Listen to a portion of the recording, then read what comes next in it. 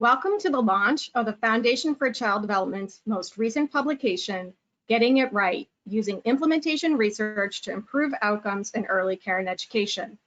We are proud to present this work as it provides insights into the value of including implementation research in the study of early care and education, and the potential of such research to improve programs and policies and to achieve stronger outcomes for all young children. My name is Dr. Sarah Vecchiotti, Vice President of Research and Program Innovation. I am delighted to have the honor of introducing our esteemed presenters for today's webinar, all of whom are also contributing authors to the publication. First, you will hear from our own Dr. Jacqueline Jones, President and CEO of the Foundation for Child Development, who will explain why the Foundation saw this as important work to pursue. Next, Margaret Burchinal, research scientist in the School of Education at the University of North Carolina at Chapel Hill, will share insights from her individual chapter. Followed by Dr. Jeannie Burke-Scott, the Virginia and Leonard Marks Professor of Child Development at Columbia University's Teacher College and Professor of Pediatrics at the College of Physicians and Surgeons. Both Dr. Joanne Shui, Director of Family Wellbeing and Children's Development at MDRC, and Dr. Tamara Halley, Senior Scholar in the Early Childhood Research Area Child Trends, will discuss their joint and individual chapter highlights. Next, Dr. Iroma Iruka, Chief Research Innovation Officer and the Director of the Center for Early Education Research and Evaluation at HighScope Educational Research Foundation, will discuss key takeaways from her chapter. Last but not least, Dr. Jason Sachs, Director of Early Childhood at the Boston Public Schools, serves as discussant, sharing his reflections and thoughts regarding his own chapter and those of our authors today. Before I turn things over to Jacqueline, we will briefly touch on logistics. You may submit questions for the presenters throughout today's discussion using the question box. Questions will be addressed using the Q&A session at the end. Please follow the Foundation on Twitter at FCDUS.org and use the hashtags GettingItRight and ECE Research to share your thoughts. Thank you in advance for submitting questions. We also like to thank Charisse Brammer, Communications Officer at the Foundation, who helped to plan today's launch and is providing technical support. Now, Jacqueline, please take it away. Thank you, Sarah. On behalf of the Board of Directors and the staff of the Foundation for Child Development, I'm delighted to welcome our panelists and our virtual guests to the first in a 4-part webinar series to launch Getting It Right. For over 100 years, the Foundation has supported research on the well-being of young children. Our work is centered on filling gaps in research knowledge and making research more relevant and useful to policymakers and practitioners. Our new publication began as a set of questions about what was really working in interventions for young children. We know that well-executed randomized controlled trials can give us evidence of the impact of early education on the performance of young children. Yet RCTs alone do not always lead us to a clear understanding of exactly why some children's performance may go up or down. This new work proposes that we augment RCT findings with rigorous empirical data that can provide important information about the context in which intervention is conducted. We especially hope to engage applied researchers who wish to use their methodological skills to help policymakers and practitioners figure out the right questions that need to be answered if we are to enhance the quality of life for all young children. We use the term implementation research, but you will see that our authors come at this term from a number of perspectives, and that's okay. It is not our goal to provide a single definition of implementation research at this point. Rather, we hope to initiate a conversation that is centered on what else needs to be explored about how programs are operationalized and what shape new research might take. We hope that multiple perspectives will serve to enrich the discussion. In Getting It Right, we have attempted to lift up a variety of questions that we think are important if we're to move forward and bring more early care and education programs to scale at the federal, state, and local levels. Questions such as, what components of intervention programs really work to support positive outcomes for specific subgroups of children across a broad range of domains? What are reasonable expectations for child outcomes? Given the growth in the number and type of early intervention programs over the past 50 years, is it possible to have a clean control group? Or said differently, what does the counterfactual look like in the 21st century? How do the subjects themselves, their culture and experiences, and the context of the intervention all factor into our understanding of program quality and effectiveness? And should methodological approaches be expanded, and if so, how? You know, when public funds are allocated to interventions for young children, we have a dual set of obligations to make sure that every child has access to the supports they need to grow, develop, learn, and become productive members of society, and that public funds are invested wisely. We hope this publication can spark a conversation that will enhance both equity and accountability. I am beyond grateful to all of our authors who have given their considerable time and expertise to this project. Many of them have conducted groundbreaking research that now serves as the foundation of our knowledge of what it takes to offer high-quality experiences to young children. And as global attention has focused on issues of racial and social justice, we see from this foundational research that issues of equity of access to food, health, housing, and high-quality early experiences have hovered over the early childhood landscape for a very long time. This work is an opportunity to build on our research foundations, to explore root causes, examine our research methodology, and build stronger connections among research, policy, and practice. So again, welcome, and let's begin our look at what research is telling us. Peg Burchinal, you are the perfect person to get us started, so it's yours. Thank you very much, Jacqueline. I am just so pleased to be here this afternoon to talk about Chapter 2, what does research tell us about early care and education programs? And, excuse me, thank you. Jacqueline covered many of the major points that I'm going to elaborate. Next slide, please. So early care and education, as you all know, is now normative. 80% of preschoolers and 50% of infants and toddlers are now in care. This is because parents, starting in the 1970s, both parents, including mothers, are working. So parents need somebody to take care of their children. But it's also really important because for very young children who are spending 8+ hours a day, oftentimes in these programs, they impact early learning and development. It's clear that children's age is a big factor in what kinds of early care and education they experience, that infants and toddlers are typically cared for in a home setting, oftentimes by a non-relative. Preschoolers typically are in child care centers, in classrooms, either in community-based organizations or in publicly funded programs, such as Head Start or pre-K programs, pre-kindergarten programs. These are often targeted for children from low-income families, children whose families do not speak English at home, or children with special needs. Next slide, please. There is an extensive literature, 50 years of literature that began with asking, does non-parental care harm children? And now focuses on how non-parental care can help children thrive and develop. It's clear, as Jacqueline said, that high quality care can change life trajectories.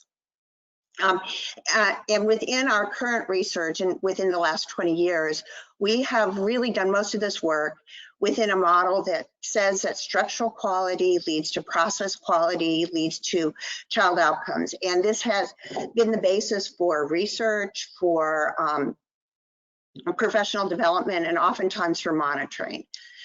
Structural quality refers to things like teacher education, credentials and experiences, group size, and the ratio of children to adults in the setting. These lay the foundation for process quality. Process quality is the quality of the experiences the child has in the child care setting. Foundational to this is the quality of teacher-child interactions. With very young children, the quality of their interactions with the adults in the setting lays the foundation for everything else. But it also includes the types of activities in which the child engages and the opportunities to learn, and especially during which the teacher or the adult in the setting is scaffolding the learning. And the research really has linked all of these kinds of experiences to cognitive, academic, executive functioning, and social skills. So it's really important that we think about how what we're doing in childcare programs impacts early development. And what does the research tell us? Well, the link between structural and process quality is moderate to strong. It's clear that these are related.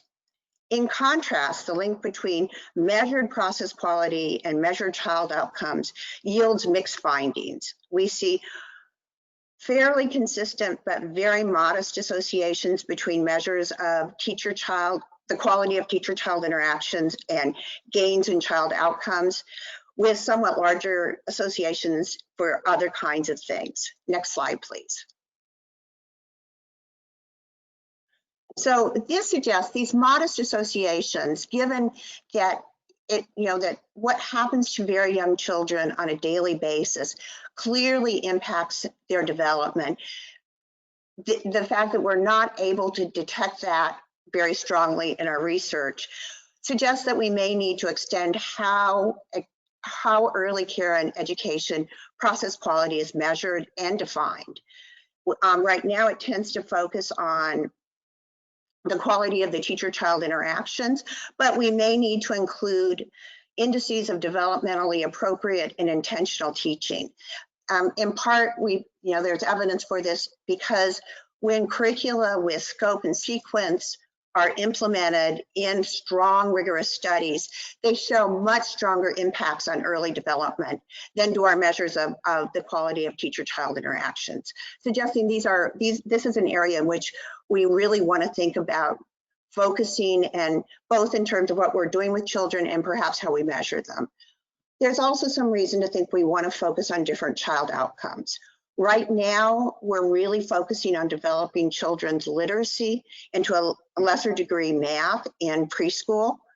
And we're doing it fairly well. Our pre-K programs have moderate to large impacts on early reading and math skills. However, these impacts fade when children enter elementary school during the first couple of years. Other research suggests that there are other skills that actually contribute to the gains, the acquisition of skills during elementary school. These include language, executive functioning, and social skills. But the research tends to suggest that school entry reading and math skills do not contribute to the acquisition of skills later on. So perhaps one of the things we want to think about as we move forward is whether we really want our programs to focus more on these higher order skills such as language, executive functioning, and social skills. Next slide, please.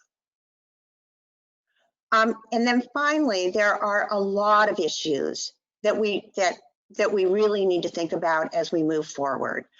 The first one will be discussed later by Ioma Aruka, and we really need to think about what works for whom. We've tended to assume that the same things work for all children, regardless of their background, and this is probably very naive and potentially harmful. We also want to address the fact that publicly funded programs have a school model that makes it very difficult for working parents. A huge issue in the field is the low salaries that constrain quality, where salaries are determined by what parents can afford to pay. But because this is limited, the low salaries affect the recruitment of the most qualified, talented teachers, the retention of all teaching staff, but especially those qualified, high-quality teachers. Another issue that we need to think about is the teacher preparation programs. Too often these programs are just downward extensions of elementary ed programs without taking into consideration the fact that very young children probably have different developmental needs, clearly have different developmental needs. Another issue is what happens to children when they leave preschool and enter elementary school? And can we create continuity of care from preschool through grade 3, where we're doing developmentally appropriate activities all the way through that are aligned to promote the development of all children? And then, not discussed in the book, but clearly in today's world, we need to think about the impact of the COVID pandemic, both on access to care, but on the kinds of experiences children have when they are in care. Thank you very much. And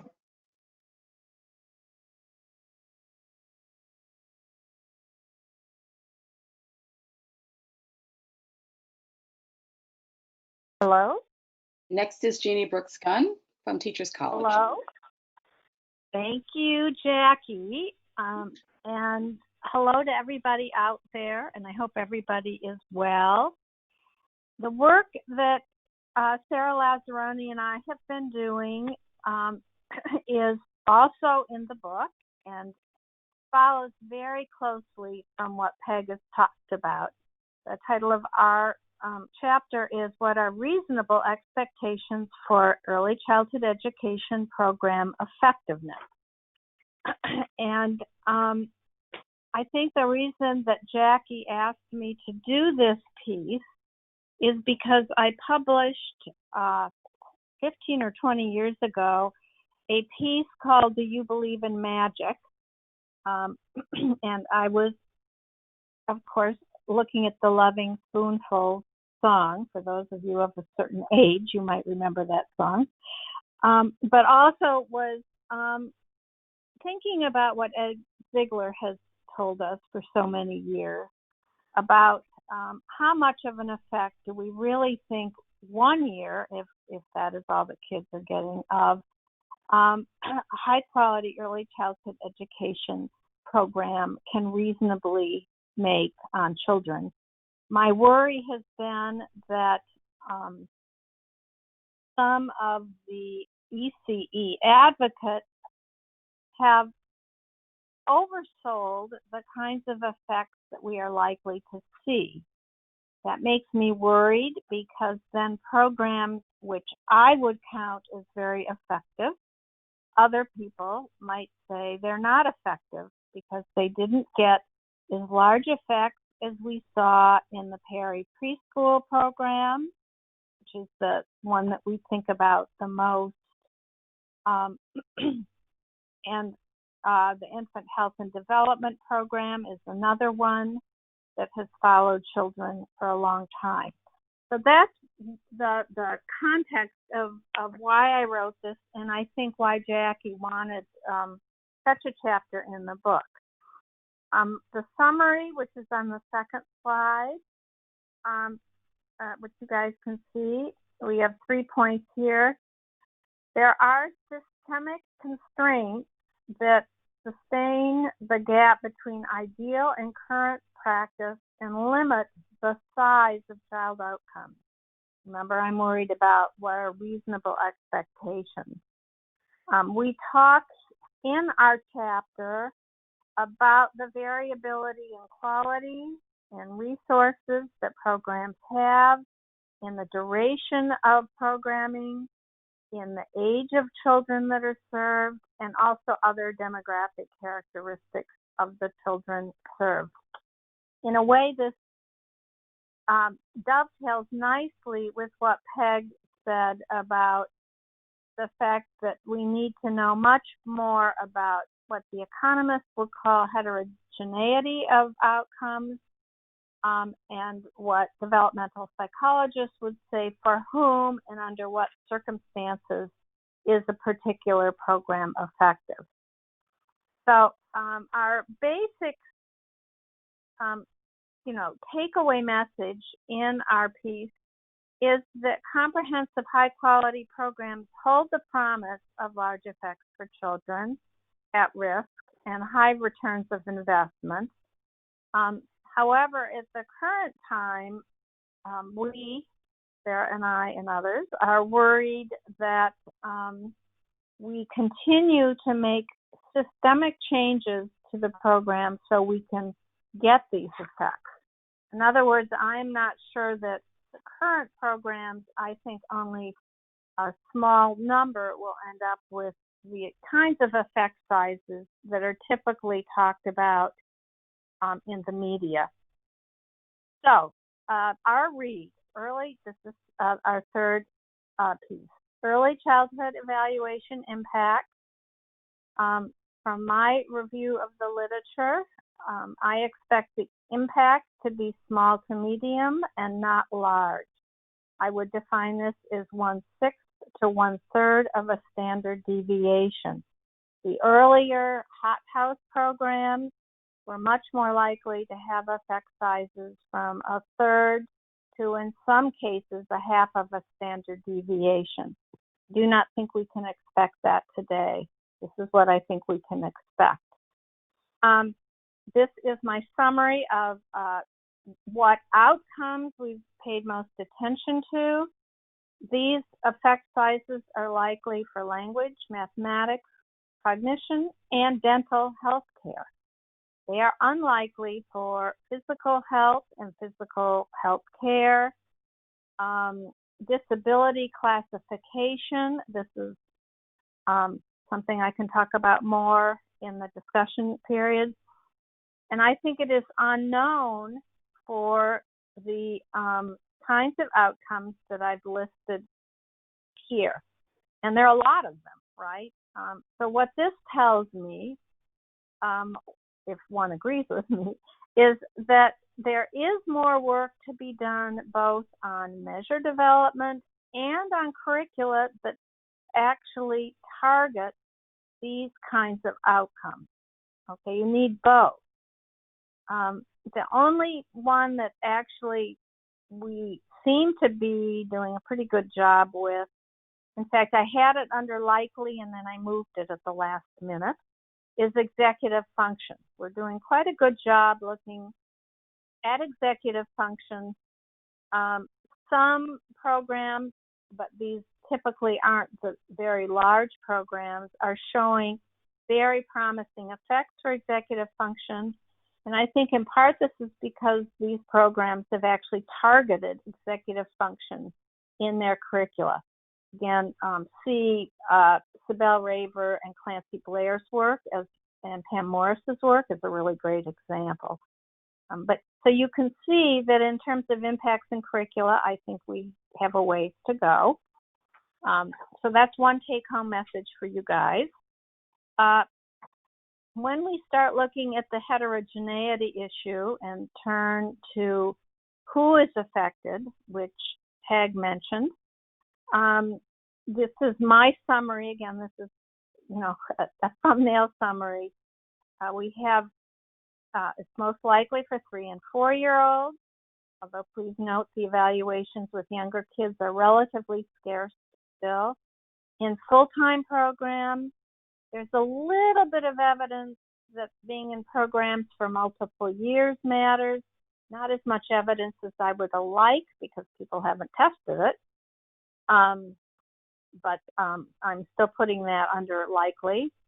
And then in communities where many preschoolers are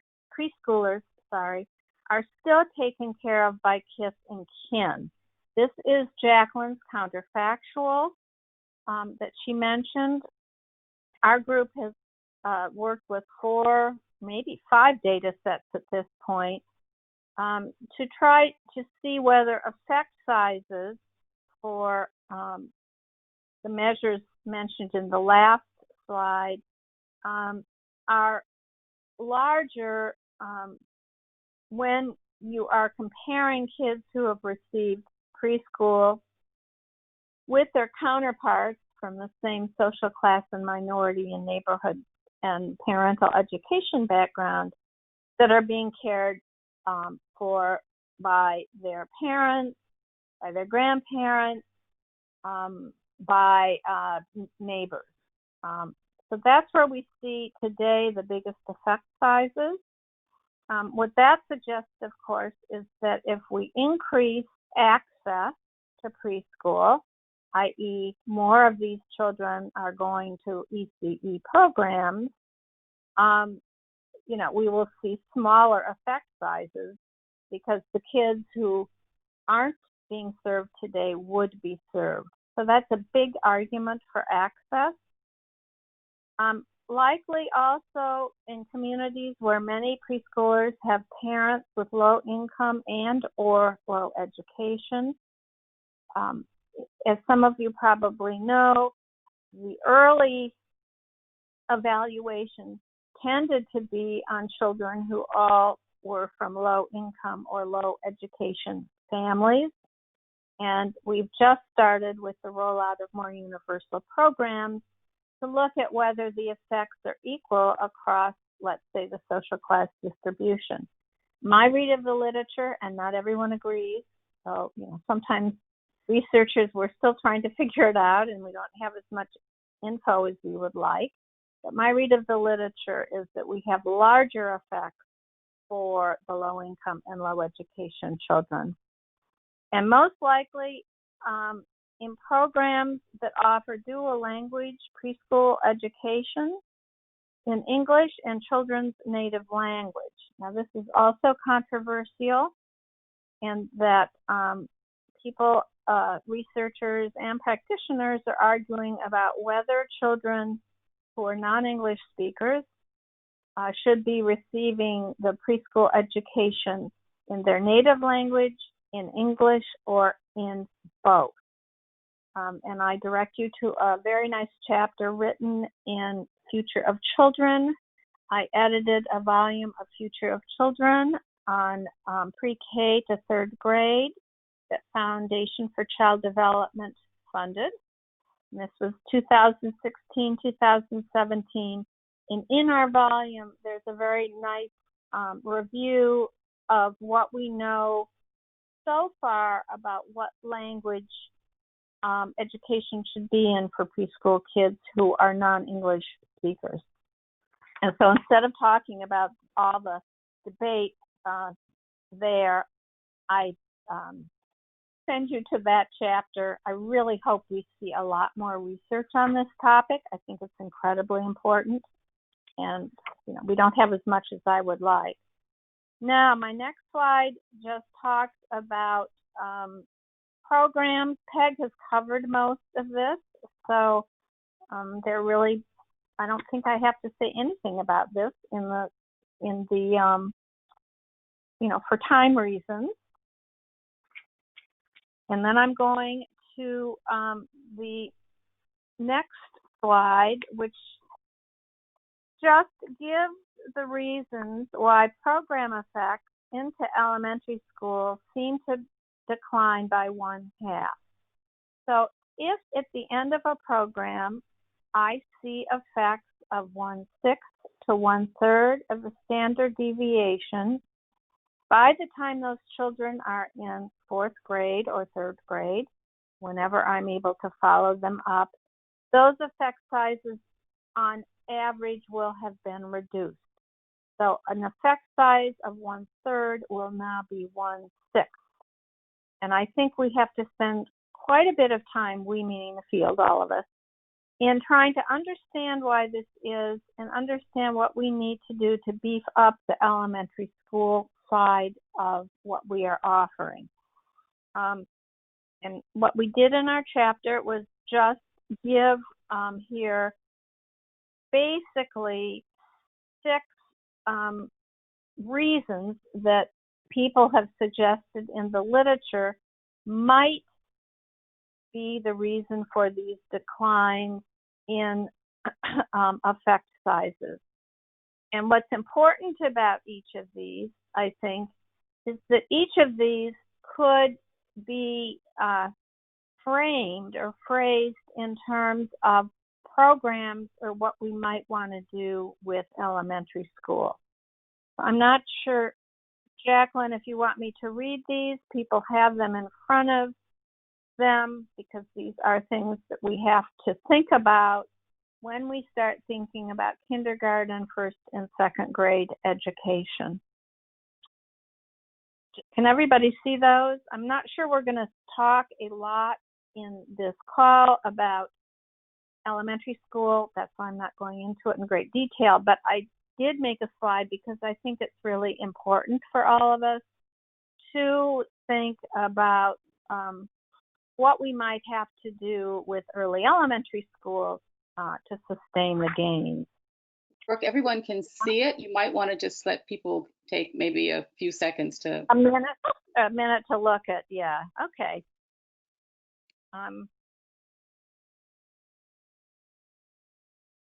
But I think that they're pretty clear, you know, integration. Peg mentioned that, individualized learning, class size, instructional quality, an issue that we have across pre-K to 3, support to parents. Should we be doing more support to parents? Should we be looking at a different mix of skill sets that kindergarten and first grade teachers are providing to the kids? And it is a big issue if half of their children have had an ECE program and come in with some language and math skills, and the other half have not. So the teacher tends, and I think all of us would tend to do this, you would probably focus on getting the kids who are a bit behind up to speed. But what that means is that you're not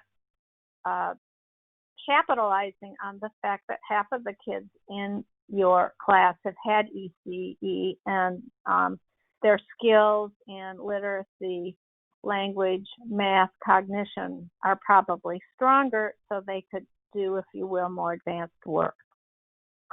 So that's just, you know, an issue for us all to worry about.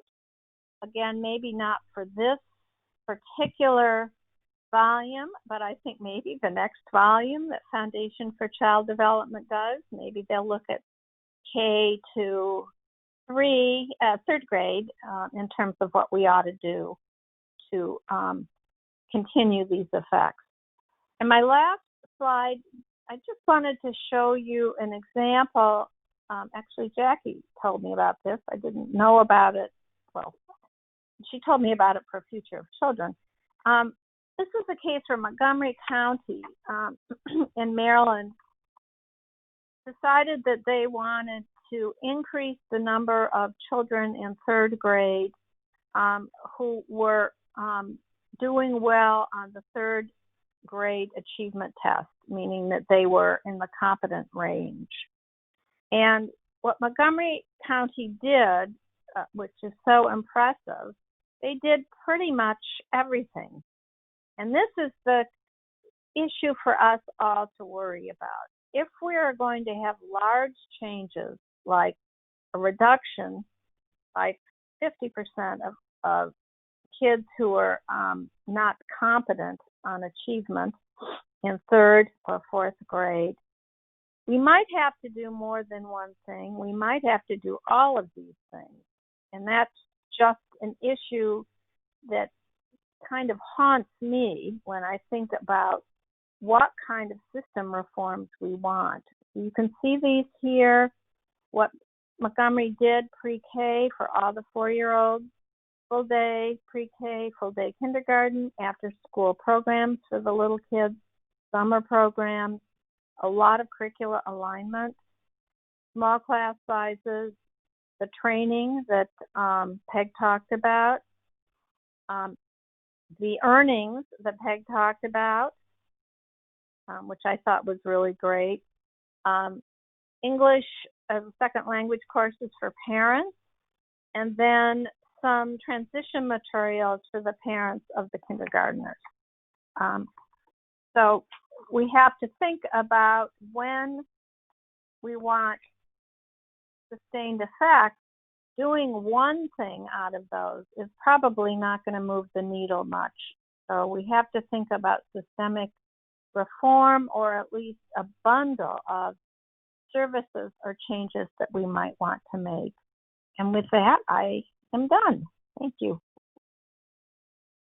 Thank you, Brooke. And next is Joanne Shui from MDRC. Welcome. Hi. So I will be providing an overview of 2 chapters. One is an overview of implementation research and frameworks in early care and education research that really sets the frame for subsequent chapters in the publication. And I'm just going to give a highlight of the information that's provided in these two chapters. And then I believe we're having a subsequent webinar that is going to go into more detail and discussion. So based on Brooks and Peg's delightful presentation, I think we can all see that there are challenges in the ECE field. Some programs are effective while others are not. There are challenges potentially in replicating positive effects across different contexts. There's questions about scaling and expanding promising programs to reach additional populations or more diverse populations. And then we still need to think about how we can sustain these investments over time. And so one of the things that we, with Tamara and my co-author, Michelle Mayer at MDRC, point out is that evidence of effectiveness of early care and education programs is necessary, but it's not necessarily sufficient to really guide the design of effective ECE programming at scale. And so highlighted by some of the things that Peg and Brooke brought up is that what we need is to have a more systematic understanding of kind of the features, both looking at the programs that are implemented themselves and thinking about how to strengthen them, but also in relation to the context in which they are being delivered. And so in this chapter, we talk about using an implementation research framework, which is really the systematic inquiry into how these programs are conducted, how they are received, and how they are experienced kind of in the real world setting. So this entails an inward focus where we look at the intended model and core components, staffing of it, and fidelity of the model as delivered to what is intended or its theory of change. We also talk about looking outward from the program in and of itself to think about the broader organizational context and infrastructure, the system, and the community level influences that include the characteristics of the individuals that are being served or supported, and how this influences and can shape how the program is being conducted. So, if you could go to the next slide, that'd be helpful. Ooh. Oh, I forgot, we actually took out a slide, sorry. So what we're basically arguing in the chapter is that we're saying this kind of systematic inquiry can be really helpful for understanding why, for whom, and under what circumstances different programs as being developed can be effective, and how we can continue to improve them. So one of the things that we highlight in the chapter that Michelle Mayer and I co-authored is really what we need to be thinking about then is not only what the program is as designed and as being implemented and what can be done to strengthen it, but also think about what is the alternative that could also be available. And what that difference is really shapes whether or not investments are going to be effective, because they're always compared in an impact study, for example, to what else could be available. And so we heard Peg and Brooke really talk about the changing context of ECE care, that more children are in care now, where that used to not be the norm. Given that all the different services that are available and supports, what we need to do is to make sure that the investments that we're making in ECE continue to make a difference above and beyond what is already available. And so this framework that we outline here really aims to underscore that. In the top row, we're really talking about the program that we're focused on, how it's delivered, how it's received, how it shapes children's experiences in the classrooms, but then, and ultimately child outcomes relative to the treatment contrast, which is the program that is received relative to what else could be out there. I just realized there's a little typo in there. Okay, so next slide. So in our chapter, what we do is we highlight different methods for measurement and consideration of different constructs or areas of inquiry that can help us systematically learn about the implementation of endeavors. So we think about the treatment or the program as planned and offered and received. So this is the intended model. We also think about the implementation plan and system support. So what is the organizational structure? How is it staffed? And how does that influence and what other supports, resourcing, financing might be available to support the delivery of the model as intended. We think about the characteristics of the participants and also the characteristics of the providers that are delivering the model. And we think about the kind of institutional surrounding context that really supports all of that, as well as the difference of any new enhancement or initiative that we're doing relative to business as usual. So in the chapter, what we do is we highlight some examples of how we've measured some of these constructs and how we've thought about some of these constructs and the methodological challenges that might come with that. And we look at work that MDRC has conducted in New York City, testing building blocks over 2 years in New York City public schools that serve low-income neighborhoods, called Making Pre-K Count. We also highlight some examples of research that are drawn from a research practitioner partnership with Boston Public Schools, really looking closely at their efforts to align instruction from pre-K to 3rd grade. And then we also draw upon examples that are supported by the Foundation for Child Development in New York City, where the Early Childhood Research Network is a hybrid collaborative with the New York City Department of Education Early Learning Department, and is a mix of studies that use mixed methods to really unpack some of the constructs that we're talking about. So you can go to the next slide. And so the questions, so one of the things that we do in this chapter is outline all of these different constructs, how you can think about them, some of the challenges. But we also recognize that the research questions and where individual researchers want to think about prioritizing inquiry and measurement really does need to align with the specific study and context.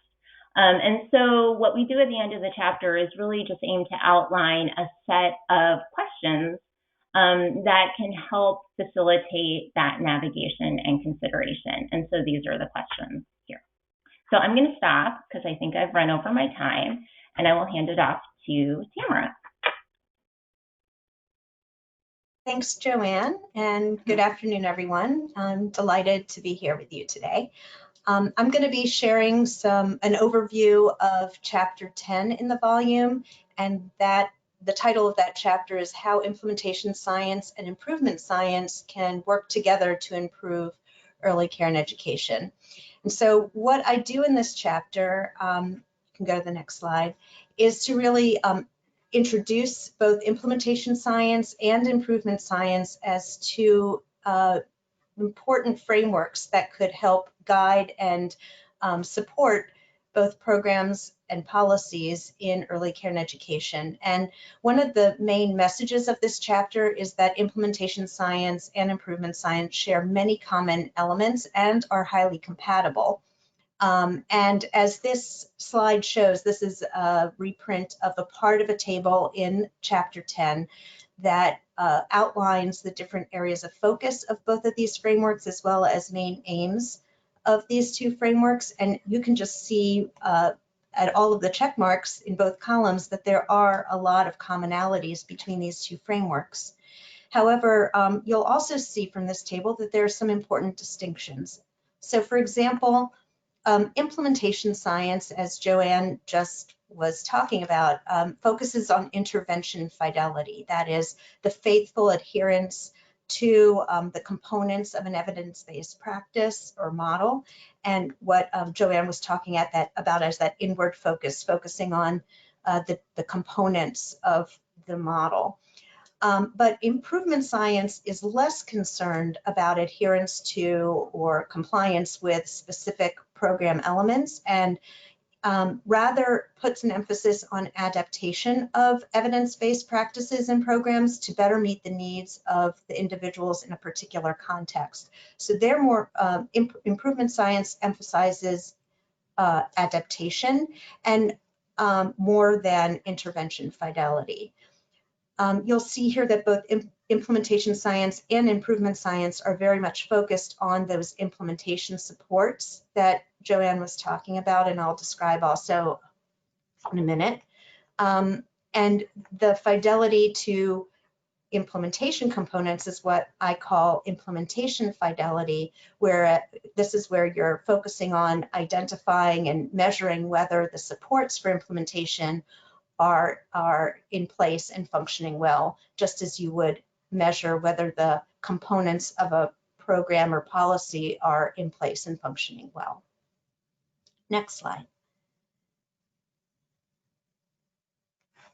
Okay, so another main message of this chapter is that applying an implementation or improvement science perspective to traditional program and policy evaluations can help explain the results that you get from these studies, as well as help researchers and practitioners plan for sustained outcomes from a early childhood program or policy. So what you see here in this figure in the dark blue boxes are elements of a traditional program evaluation model where you would focus on the resources that are brought to bear on implementing a program or policy. You would measure those activities and the direct immediate outputs of those activities and look whether the intended outcomes, both the short-term and long-term outcomes, are evident for individuals or organizations.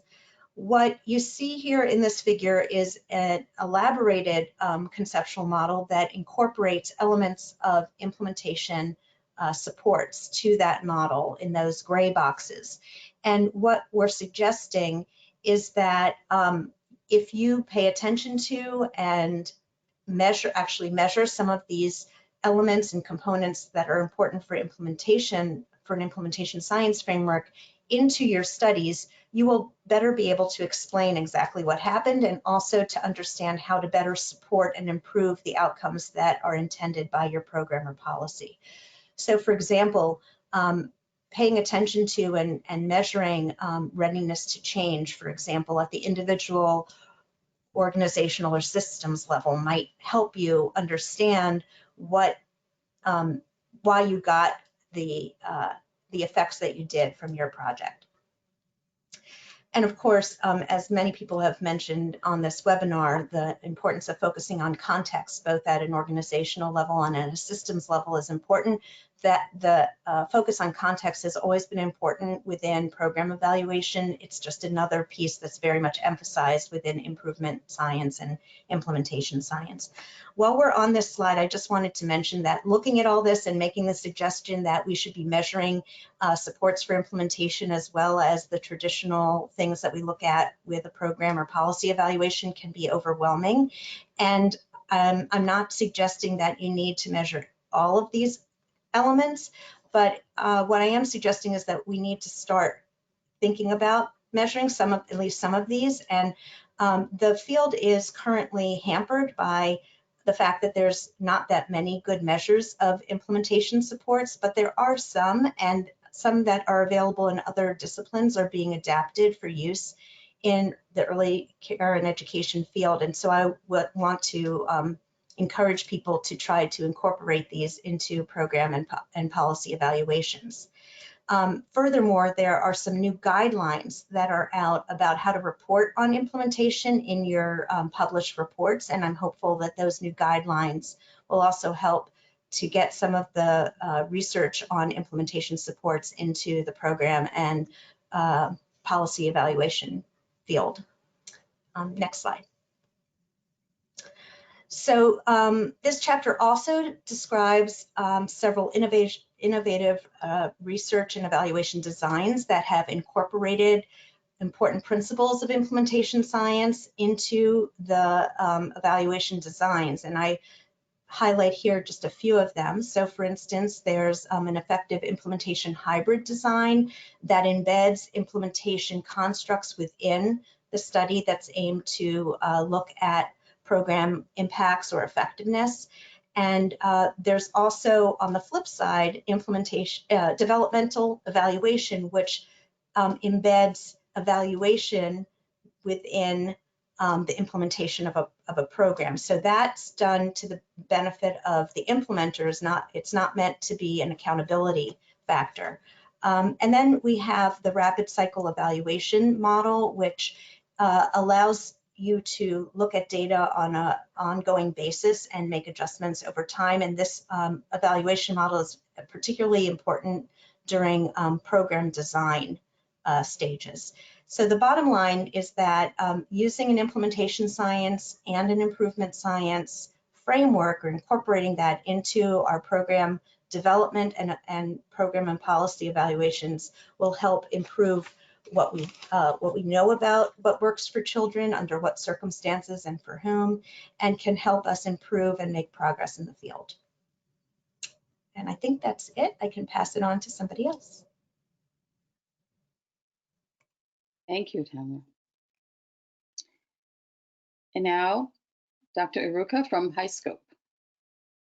Hello, everybody. I'm glad to have you guys joining us, and I'm very happy to be here talking with colleagues around this book. So I want to thank Jacqueline Jones and Sarah Vecchiotti and Sharice for having us be part of this webinar. So I'm taking a little bit of a side turn to really have us really reshape and rethink how do we get to really address education disparities and opportunity gaps and really sort of deliver on the purpose. I think I was on thing. Sorry, to deliver on the purpose of why early childhood really started, right? It was really, the whole idea was to ensure that children, particularly with Black children who were living in poverty and in disadvantage, were provided with the richest of experiences to be prepared for school and obviously subsequently of life. So I really sort of taken a different course. That part of implementation research needs to sort of start with that lens.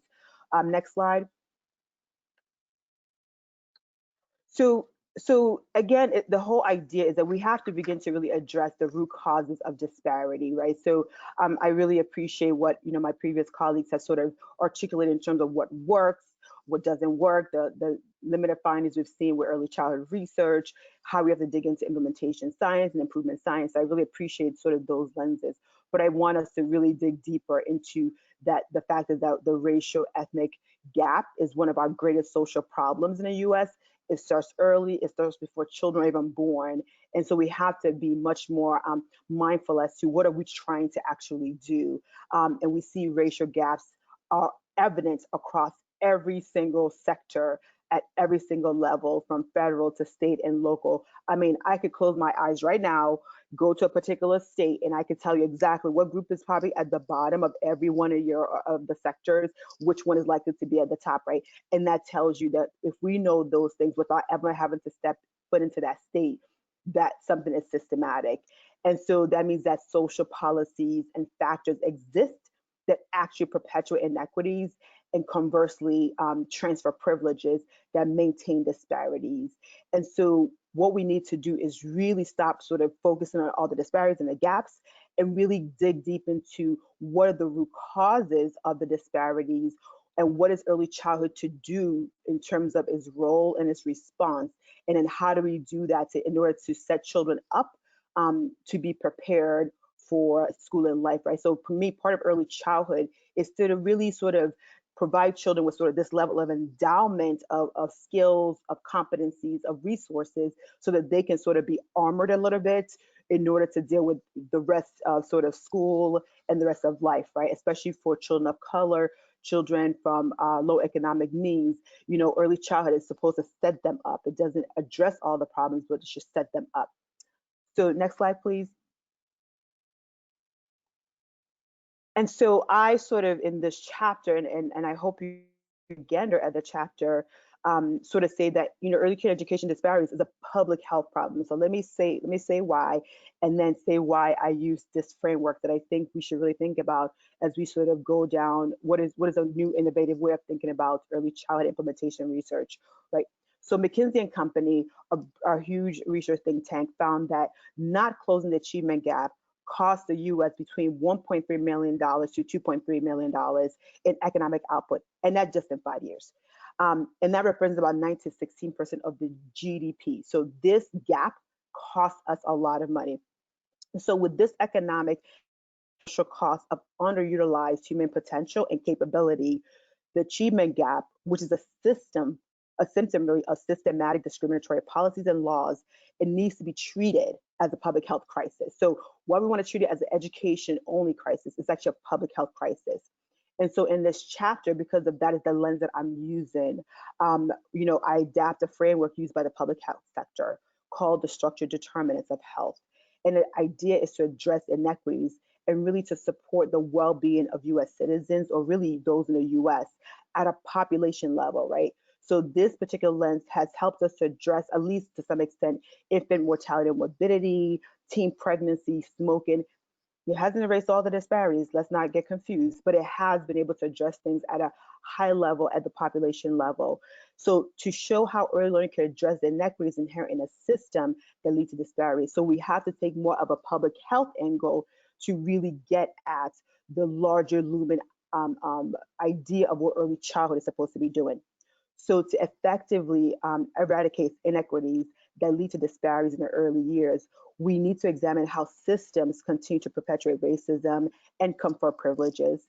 This means that using a framework that examines policies and laws, as well as standards and accountability systems through a critical race theory lens and intersectional framework that use to consider issues of race, social class, gender, and other socioeconomic positions.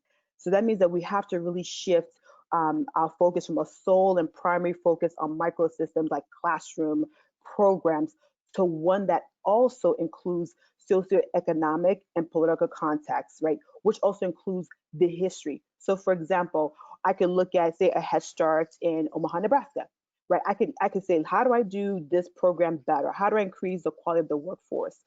But without looking at what is the context of the community as to how this program got started. What about the actual city and the area that's located in? Should I be concerned about any history around whether there was racial strife, whether there's opportunities for families to thrive? If I don't look at some of the things that really impact that Head Start to be the best of the best, to be able to hire the best quality workforce, to pay for the best quality workforce, to address any of the maybe challenges children may have, like lead poisoning or exposure to environmental toxins, or address issues of racism and how it manifests both interpersonally but also systematically. So without the discussion or the examination of systems and policies, we sort of say, let's just see what we can do in the program and improve the program, without actually considering much larger contexts that sometimes actually are intergenerational. Next slide, please. So for example, let's take out and this is what I call the social determinants of early learning, right? And that for us to really think about how does research help us to address disparities, but also help us to ensure that children are achieving at the highest level in many ways, and also address the gaps that we're seeing. So we have to look at the socioeconomic and political context. For example, do we have child-centered expenditures, right? Is there enough money that's focused on young children? We know, for example, nationally, the budget is really about 8%, and that's really on the medical health side, with very little on the programmatic side. What about the policy around workforce and labor? Who is considered the early childhood workforce, right? There's some that's considered your pre-K qualified, you have credentials, and there's some that's only in the community-based programs or could only be home-based providers, and those actually create inequities.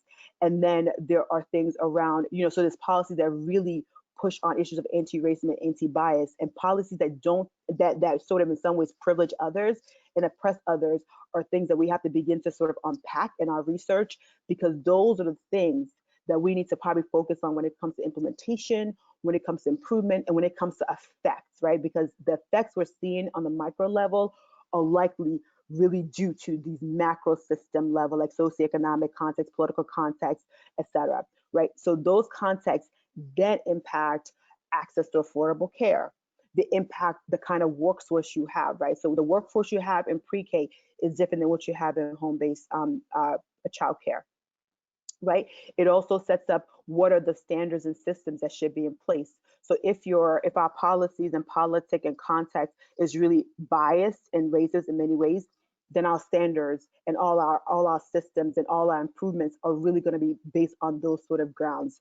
And then subsequently, what we see in terms of circumstances that children are living in and or the programs that we're creating and or trying to improve is we have this issue of inequitable opportunities, inequitable experiences. We have sort of low compensated workforce, low competency workforce, but workforce is also stressed as well as their families. So without taking this larger context in mind and really frame it within the public health frame, our research may be missing out on how do we explain certain findings. So for example, we have, I think a paper recently came out that said a particular program stopped working for children after the age of 3, right? And so when you look at that, you're like, okay, that didn't work because there was not a strong parent-child interactions that got better.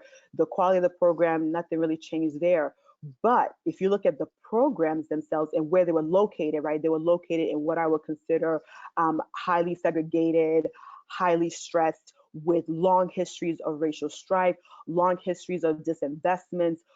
So with that policy and politics in mind, you can understand why certain things never change, right? Because those politics and those contexts influence the systems and local systems, which then influences the families and the workforce and the programs, which then influences the outcomes that you see. So without this much larger critical race theory, without this consideration for historical context, we sort of in some ways say things that do or do not work without really placing it within this really larger population level context driven understanding. Next slide, please. So I would say in terms of using the social determinants of early learning framework and research to really both address inequities in practice and outcomes, but it's also for us as researchers to really be part of changing the fabric of what is good research, what is anti-racist research, what is research that really helps to ensure that what we say that all children are able to be successful. In order to actually do that, we have to use a framework that really acknowledges the different contexts and the different policies and different systems that are at play. So we have to examine the role and the impact of racism both at the structural level, but also at the microsystem level. What are privileges that are being conveyed through our standards, through our processes, and also discriminatory policies that privileges one but oppresses a whole nother group, both in our policies, our systems, our implementation, even the way we do research, how we articulate our research findings, and the kind of constructs that we focus on. In many ways, right? We focus on certain discrete things without acknowledging that there may be other things that we should also be leaning in on, right? So for example, we focus on language literacy, great things, but are we missing out on children's sort of racial identity, children's social cooperation, the ability to be bicultural, right? So there are things we have to really begin to really look at it in terms of how we sort of doing the research itself and what kind of lens are we using that may actually privilege some and not others. And to me, part of the research that we have to think about going forward is really about cross-sector, right? We think about early childhood and really child development. We have to think it's not just about education, right? It's about health, it's about child welfare, it's about social work, it's around family systems, family economic stability. It's about just education writ large. So we have to start to think through the research lens in that way as well. How do we engage in research that's cross-sector, right? That examines the full range of health, social, and economic supports that are really effective and important for children and families. And then we have to consider the quality and really the saliency of inputs and structures. Just because you say it's quality, right? Like just like some of us say, oh, we think this particular thing is quality. That does not convey the same thing to every single person in every single place. right? And so we have to think about what is the quality of inputs and structures, right? And that's why I put separate but equal does not necessarily work. So for example, we have, as much as we want to have them together, we have an early childhood system where we have our pre-Ks who have a certain level of privilege, we have our community-based programs, we have our home-based programs, we have our friend and family neighbor care. We call all that early childhood, but we know from the data that certain groups of children actually are in those different settings, and those different settings are very separate, but we tend to try to treat them as equal without unpacking why is it the case that we have different groups of children in these different settings, because they convey different privileges, they convey different outcomes as well. And so we have to begin to really look at the separate systems we have that are created unequalness and unequal outcomes. And so interrogating why those exist and why we sort of have this level of inequities is part of what I think we should really do. So as you read the chapter and think through both from your research lens or your implementation lens, or even from an administrative lens, is how do we sort of, yes, deal with what's happening on the micro level of classrooms and programs, but is we have to begin to interrogate why is something set up the same way that may not be working and may not be delivering on the promise of early childhood, which was really to make sure that children are prepared for school and are thriving to deal with, you know, what life puts ahead of them as they matriculate into formal schooling. So with that, I say thank you and look forward to the conversation. Thank you, Ioma. And I believe Jason is next from the Boston Public Schools. Hello, everybody. I've just spent the last 3 months trying to figure out how you do early childhood virtually for about 9,000 children pre-K to second grade, knowing that they need you know, adults in their lives to help scaffold their learning. And with a public school system that is designed to teach in a box.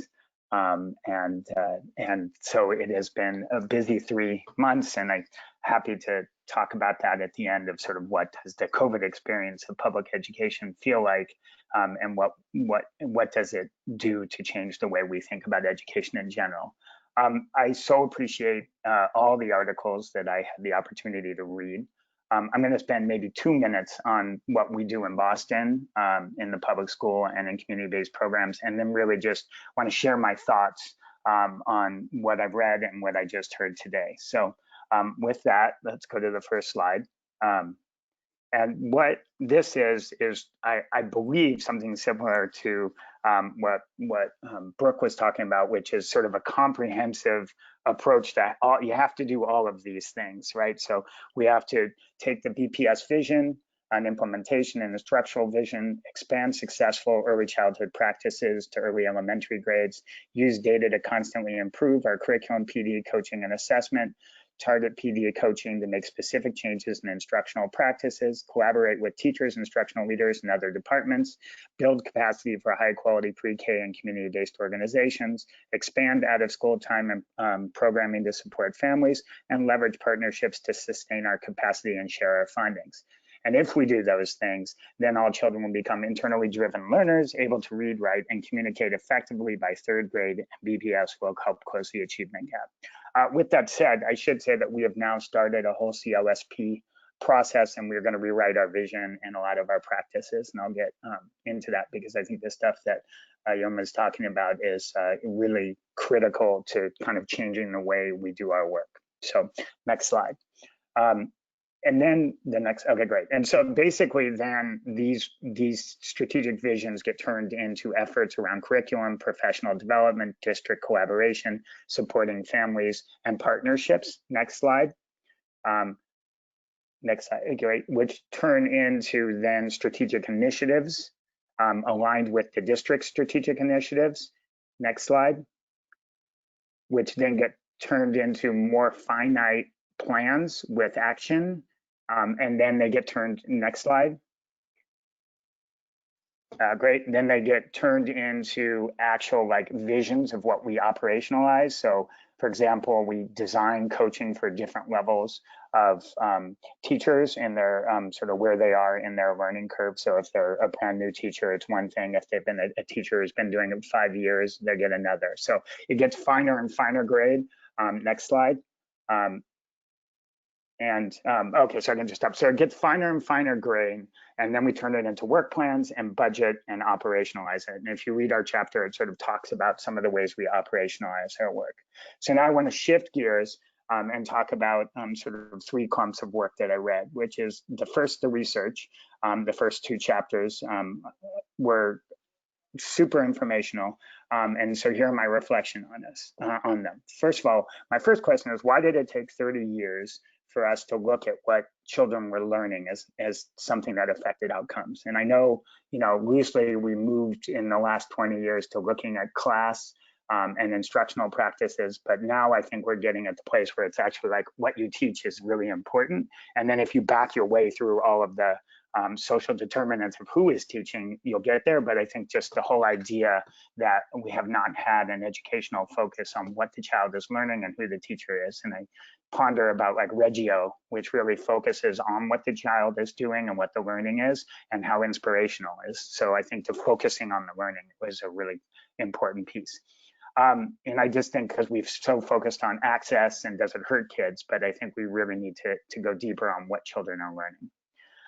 The discussion of school readiness, I think that for sure we're going to need measures for math and the ELA and social regulation, self-regulation, and executive functioning. But I also do think we have to tap into what, Ioma was talking about like what positive things, what are the opportunity funds that the child is bringing into the classroom that we can measure in this, monolinguistic country. Why don't we actually say that every child should speak 2 languages, and then all of a sudden our dual language learners are coming in with so much more than our monolingual family. So just things like that. So I think we really have to focus in on what the family and the student are bringing into the classroom and measure that and talk about that. I think we need much more research on the administrator. I know the public schools talk about principals, but I think the principal of the director and the principal set the stage for instruction, who they hire, the planning time, the conditions of learning, the purchasing of materials, the quality of the building. So I think we need much more understanding of the role of the administrator. Next slide, please. For implementation science, I just want to tell you, as I was reading it, my shoulders were getting more and more tense because these are all the things I wish I had known or had thought about as we were designing a project. And so I really do feel like this should be part of administrators' training, like organizing the systems you have to have in place and what works and what doesn't. And I think, we always talk about like the charismatic individual to a systems and structure approach. And so I think this is super important work. We have, as Joanne had mentioned, we've been doing the fidelity study. So we're actually looking at quality and adherence to our curriculum. And our kind of theory of change was if you built a curriculum that was culturally responsive, the children were engaged in, that was thematic, developmentally appropriate, but also had strong instructional practices built into it, then you would improve quality. And so our intervention really was the curriculum. And so that's a big piece of it. I think that the implementation work needs a cultural bias look, a culturally sustaining look at it. I think that, I would love Ioma to take it down and really look at some of the institutional bias and thought process behind some of that research. I think it needs to respond to it and define like other things that are important. I think the organizational drivers in the UPK study is really important. And our UPK study is really important. We found so much variation from, a Head Start, which is a centralized organization that serves thousands of kids, to a mom and pop church basement program, and the capacity of programs to change. The alignment between executive directors, and teachers are huge. And so that's an important piece to it. And then I also think, we talk about time, but like, okay, you come in and do a study on an intervention, and let's say, typically wait 3 years to get something up and running. But what about 7 years later? Do do teachers still teach at that same high quality? So like you start something, but how, when you come back a couple of years later, has it sustained itself? And I think we have found, like, we've shifted our UPK program to a focus on directors and supporting directors because of so much teacher turnover, even though they have a bachelor's degree and we're paying them the same starting salary, so as Boston Public School teachers. So I think really understanding turnover and how that impacts so many things is a critical piece. Okay, so now to the last slides. James, thanks for the social determinants of early childhood. This is really hard work to do. Our staff, and I would say that we are actually a majority minority staff, still rated ourselves a 2 on a scale, actually it's a 1 to 6 scale, as far as our bias and how we run ourselves. And so if we are going to sort of go out there and sort of take on anti-racist attitudes of teachers, classroom structures, then we also have to look at ourselves and really challenge ourselves. And as a leader of it, it was both sobering and sort of exciting to think of how we might run ourselves differently, look at things differently. And so we're in that process, and we're, as I said, changing our strategic plan. I love the idea of stop staring at the gap. I think it's, I think we just use it as a tool to say something's unfair and we want to do something about it. But I think we have to stop staring at it and really figure out what the pieces are behind it. I absolutely have been saying for a while, and will continue to say, that we have to stop segregating low-income students and putting them all with low-income students, and then don't have structures and supports to support them. Even in the public schools, we have very segregated schools. We found that when you have mixed income classrooms, kids do better. And for all sorts of reasons, from the children talking to one another to parents mixing and having dialogue and changing the expectations of the classrooms. So I think that's really a critical piece. That should change our policy. Also, I forgot to say in the research that there's not enough research on students with disabilities and classrooms that serve special education. We really, there's a crime going on there, really. We have something like 25% of our students, higher percent of minority students, low-income students who are getting a poor educational experience and less of an instructional experience. And so I think research has to show that, and then show good examples of how to do that. And so I just want to put that out there. And then finally, the COVID experience has really obviously showed a huge gap in who has things and not. And like, we spent our first 8 weeks getting technology to homes, because all of a sudden we have to do virtual classrooms, and getting food to homes. And then we started talking about instruction. And now we're doing summer school programming where we've had to figure out how to do virtual. And so we've actually built kits for kids that align with our summer school curriculum, and we're doubling the size of our curriculum, but to get materials into homes to support families and to support kids and teachers. It, to me, is probably how we should approach going forward, sort of the way we approach sort of both remediation and what education should look like. So I'm hoping that COVID gives us some of the models that we can use going forward. So I think that's enough of me, and happy to listen to what everybody has to say. Thank you, Jason, and to all of our presenters today. We've had several questions submitted, so I'm just going to start with one. And this is for all of the presenters. Many issues go to how we train teachers in preparation and if we follow a standardized curriculum, and maybe not having maybe having a lack of integration between pre-K and elementary curricula. Are we proposing any changes to curricula statewide? And also, are we proposing any changes to teacher preparation? Jason, since you went last, how about you go first for this question? So in our fidelity study and in our longitudinal study, we are finding that when you have an aligned developmentally appropriate curriculum that is thematic and has a strong literacy base to it, but then covers science and social studies, we are finding that children are doing better. So yes, I would happily argue that having a consistent, aligned curriculum is critical, but that means your public school system and your community-based programs have to be aligned. Our UPK system, where we're paying teachers a lot more and giving them coaching and supports and incentivizing this alignment, really is can make an opportunity like that happen. I also want to say that we also found that families who work with their kids in unconstrained kind of things where they're pushing cognitive demand and asking harder questions also support children's outcomes. So I think that there's a huge parent component to this, working with families, and this is low-income families who ask more open-ended questions to their kids. So I also think about there's a huge family role to this. I'll just quickly add that the question of sort of the curriculum and the workforce to me kind of goes hand in hand, right? You can have the best curriculum and the workforce could not work, right? And you can similarly, right? So this is where I would say when I look at it from the social determinants of early learning, we have to begin to really sort of think about what is the purpose of curriculum and what are the things that actually really matter. And is curriculum just a way to basically say, hey, poor children especially, or hey, children of color, how white could you be, right? How much could you fit into society the way you're supposed to, versus what is it that we can do to support and bring out the best of who you are?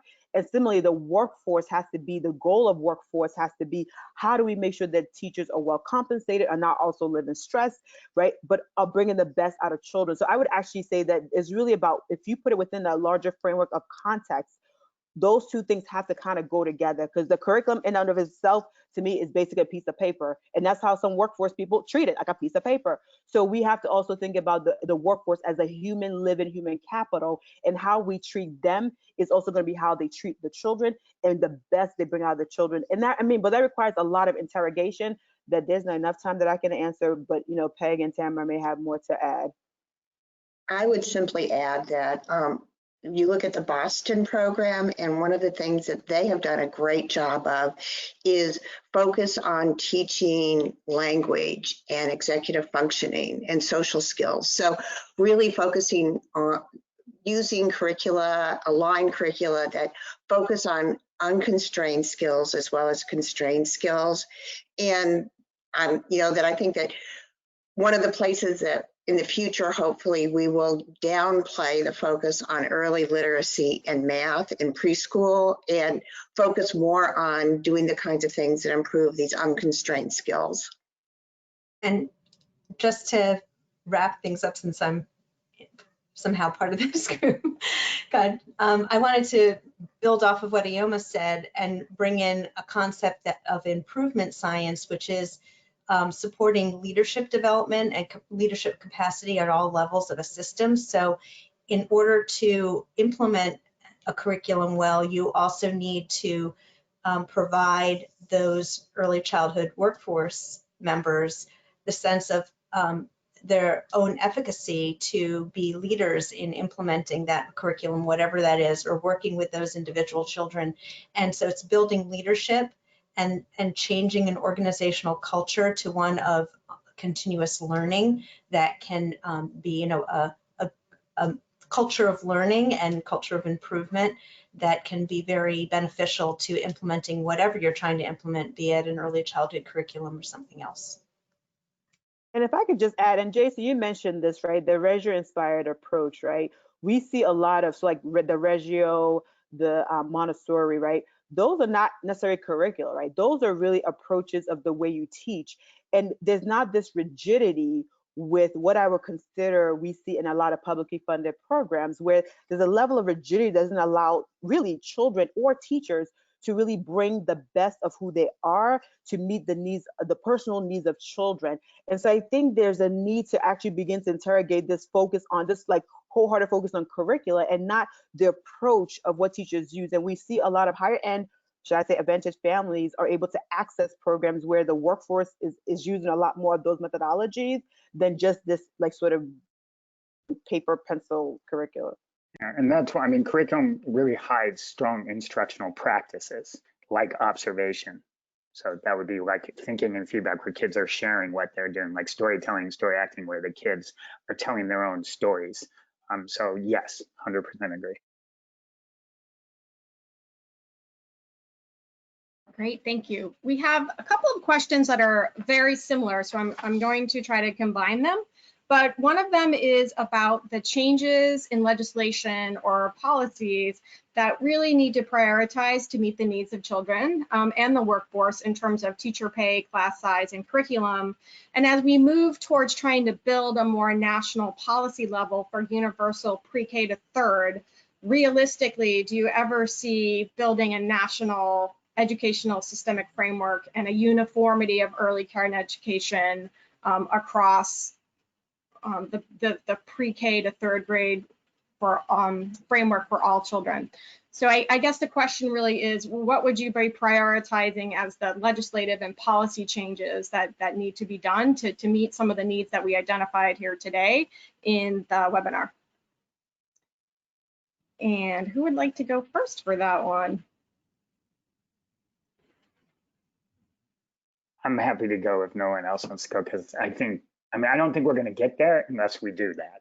So I don't, I think public schools have to be, the role of public schools has to change. You have to partner. I think we have to get them, we need to partner, not lead 0 to 3. And then I think we need heavily to have the public schools engaged. The challenge is, right, those are school committee run, they're very local. Federal government doesn't have a lot to say except for like 5% of the funding. So, you're gonna have to break that or get states to like dive into it. But I think public schools are the strongest system to leverage the work. And I know that scares a lot of people, but so it scares me.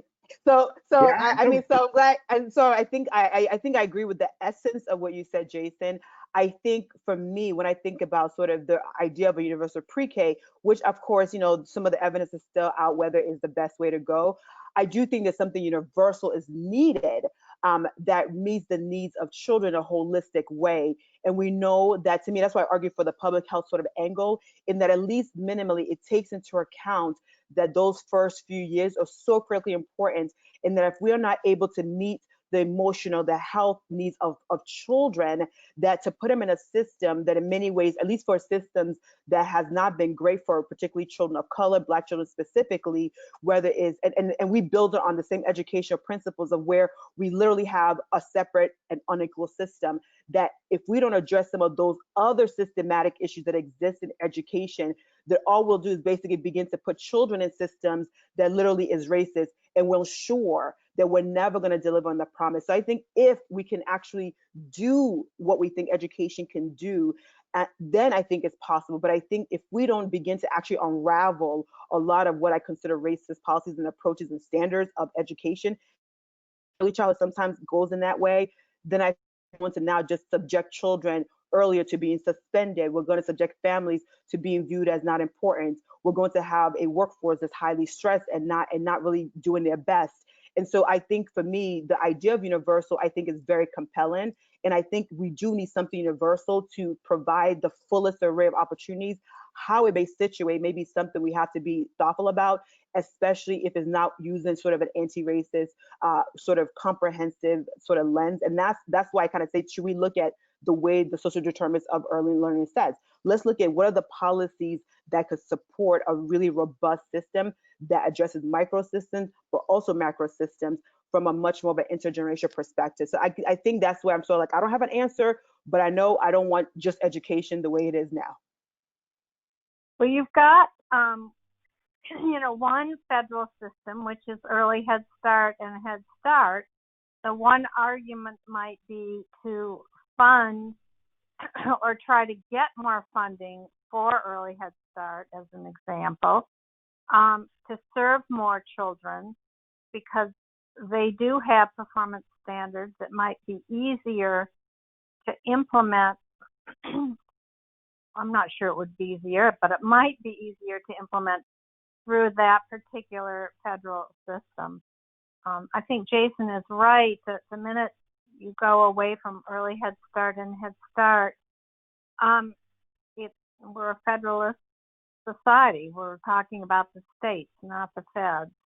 The only thing that does put money in from the feds, besides early Head Start and Head Start, is the child care subsidy. And some systems, like New York City, are trying to enhance or promote centers for young children using subsidy money, and this would be through the Early Learn system. So that's kind of an interesting way to go, to use the subsidy money more for center-based care. And again, that is outside of departments of education. A last word might involve the fact that, like everybody is saying, that the system right now is so fragmented and most of it is regulated locally. And even within the preschool world, you don't have Head Start talking to the pre-K programs, talking to the community child care providers. So, but I also think that, as Brooke said, there are a lot of programs out there that are attempting to examine this and address it. And so we actually have a lot of natural experiments that would be wonderful to look at where things seem to be working and for whom they seem to be working as localities try to address this important issue. I agree with that. I also want to say that there's a lot of blended funding. So you have Head Start slots within public pre-K programs. So it's not just Head Start not talking with certain other early childhood programs, but there are cases where they are talking with other programs and there's blended funding. So it's not all or nothing. There's lots of different models out there. Great.